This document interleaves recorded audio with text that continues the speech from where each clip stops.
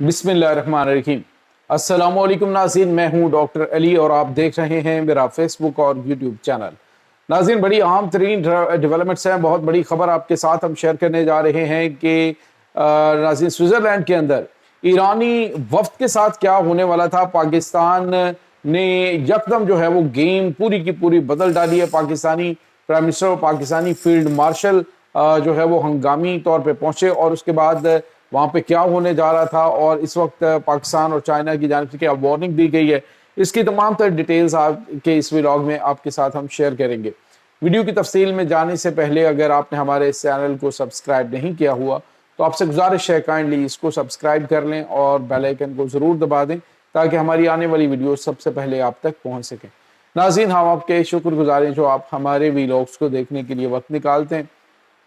और comment section में अपनी मोहब्बतों का इजहार भी करते हैं। नाज़रीन, इस वक्त सूरत हाल बड़ी तेज़ी से बदल रही है। एक तरफ तो पूरी दुनिया की नज़रें अमन के हवाले से और दीगर मामलात के हवाले से पाकिस्तान के ऊपर जमी हुई हैं, क्योंकि पाकिस्तान न सिर्फ तीसरी आलमी जंग पाकिस्तान ने रुकवाई है बल्कि अब पाकिस्तान इस मामले को आगे जो है वो बेहतर करने के लिए, यानी मुज़ाकरात जो 2 महीने की जंग बंदी हुई है, इन मुज़ाकरात को आगे जो है वो चलाने के लिए और इन मुज़ाकरात में जो फैसलों को नताइज हैं वो हासिल करने के लिए भरपूर कोशिश कर रहा है। कुछ लोगों ने जो पाकिस्तानी प्राइम मिनिस्टर की जानिब से दौरा मनसूख किया गया था तो उन्होंने बड़ी लुड़ियाँ डाली और उन्होंने कहा जी देखें, पाकिस्तान को तो कोई पूछ ही नहीं रहा, जिनको बड़ी तकलीफ है कि ये मुआहदा हुआ क्यों है।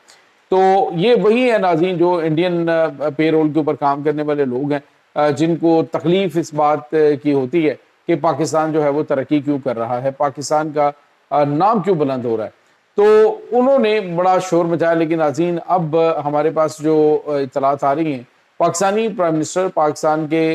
जो फील्ड मार्शल हैं सैयद आसिम मुनीर, ये स्विट्ज़रलैंड पहुंच गए। और नाज़रीन, यहाँ पे आपको ये बताते चलें कि अब ये जो मुआहदा है ये नाज़रीन जेनेवा की बजाय एक और जो जगह है वहाँ पे होने जा रहे हैं। और सिक्योरिटी पॉइंट ऑफ व्यू से, क्योंकि ये बड़ी दुश्वार गुजार जगह है और सिक्योरिटी पॉइंट ऑफ व्यू से बड़ी सेफ समझी जाती है, आखिर जेनेवा से इसको यहाँ पे शिफ्ट क्यों किया गया, तो नाज़रीन उसकी वजह पाकिस्तान की जानिब से शेयर की जाने वाली वो इंटेलिजेंस इत्तलात हैं जो कि स्विट्ज़रलैंड के साथ की गई और कहा गया कि फौरी तौर पर इसका जो वेन्यू है बातचीत का उसको तब्दील किया जाए। नाज़रीन, यहाँ पे आपको ये बताते चलें कि इस वक्त जो सूरत हाल सामने आ रही है, अमरीकी खुफिया एजेंसी CIA के साबिक एहलकार हैं लैरी जॉनसन, उन्होंने इंकशाफ किया है कि इस वक्त प्लानिंग ये चल रही थी कि जेनेवा के अंदर ईरानी क़यादत, जिसमें मोहम्मद बाकिर कलिबाफ और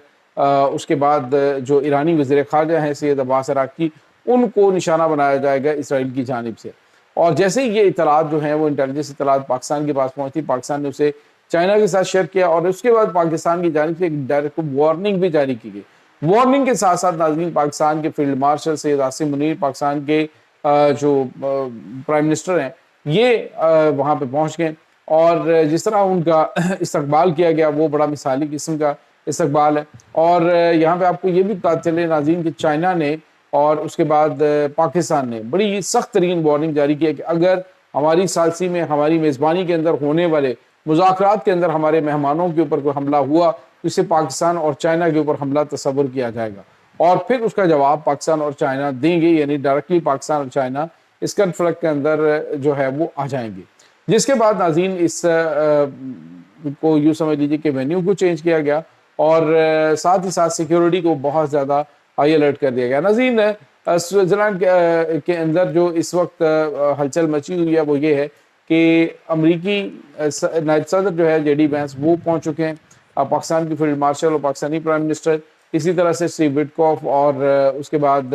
डेविड कुशनर जो है वो ऑलरेडी वहाँ पे मौजूद थे। स्विट्ज़रलैंड जो है वो सहूलतकारी इसमें कर रहा है, कतर जो है वो पहुँच रहा है। तो नाज़रीन, यहाँ पे आपको ये बताते चलें कि अब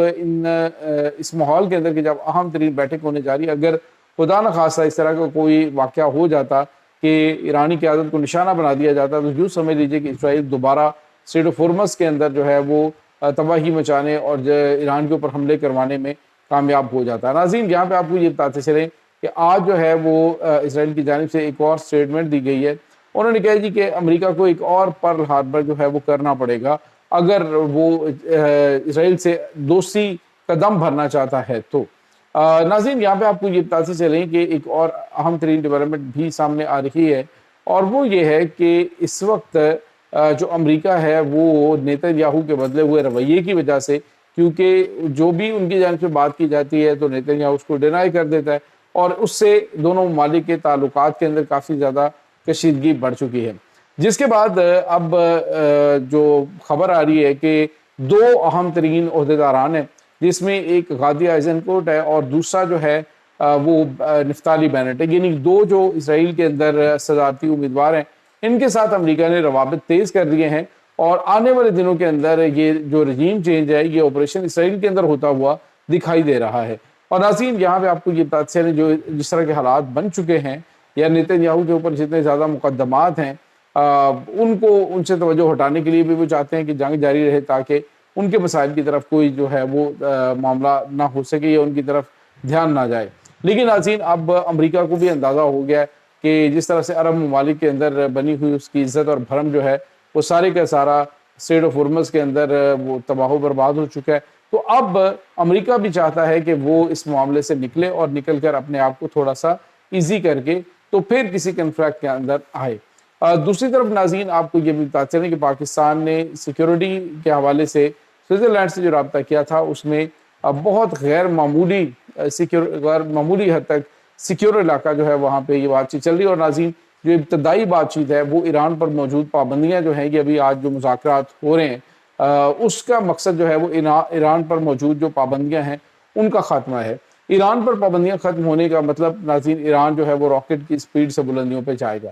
خاص طور پہ جو تیل کی فروخت ہے اس کی مد میں آپ اندازہ لگائیں کہ 4 سے 5 ارب ڈالر جو ہے وہ ایران کمائے گا،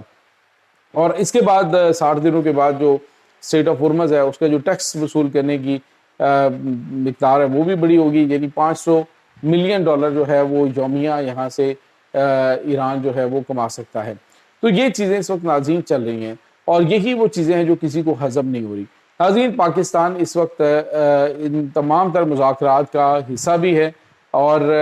پاکستان جو ہے وہ گارنٹر بھی ہے، ایران کا بھی امریکہ کا بھی، اس لیے پاکستان جو ہے وہ بہت غیر معمولی جو ہے وہ اپنی جو سفارتی دوڑ ہے وہ لگائے ہوئے ہے۔ دشمن کسی بھی قسم کی کارروائی کرنے کی کوشش کرے گا تو پاکستان نے پہلے تو ایران کو بڑی مشکل سے روکا، عرب ملکوں کو بڑی مشکل سے روکا، اور اب جب معاملات بہتری کی جانب بڑھنا شروع ہیں تو اسرائیل کی جانب سے یہ تھریٹس آئے ہیں۔ اس کا مطلب یہ ہے ناظرین کہ ایک ہی خطے کے اندر طاقت ہے جو کہ دنیا میں امن نہیں چاہتی، وہ چاہتی ہے کہ یہاں پہ تباہی اور بربادی ہو جائے اور چیزیں جو ہیں وہ ان کے ساری کی ساری کنٹرول میں آ جائیں۔ امریکہ کے صدر ڈونلڈ ٹرمپ جو ہے وہ اگر اسرائیلی الیکشن کے اندر رجیم چینج کرنے میں کامیاب ہو جاتے ہیں اور جو نفتالی بینٹ ہے وہ آ جاتا ہے، یا پھر جو غادی ایزنکوٹ ہے وہ آ جاتا ہے، تو پھر جو ہے وہ ممکنہ طور پہ جو امریکی احکامات ہیں ان کو مانے جانے کے حوالے سے پازیٹیو خبریں ہیں۔ تو یہ ناظرین اس وقت تازہ ترین اپڈیٹس ہیں۔ اس تمام صورتحال کے بارے میں آپ کا کیا کہنا ہے؟ کمنٹ سیکشن میں اپنے خیالات کا اظہار ضرور کیجیے گا۔ انشاءاللہ بہت جلد ملتے ہیں ایک نئی ویڈیو میں، تب تک کے لیے اپنا بہت سارا خیال رکھیے گا۔ اللہ حافظ۔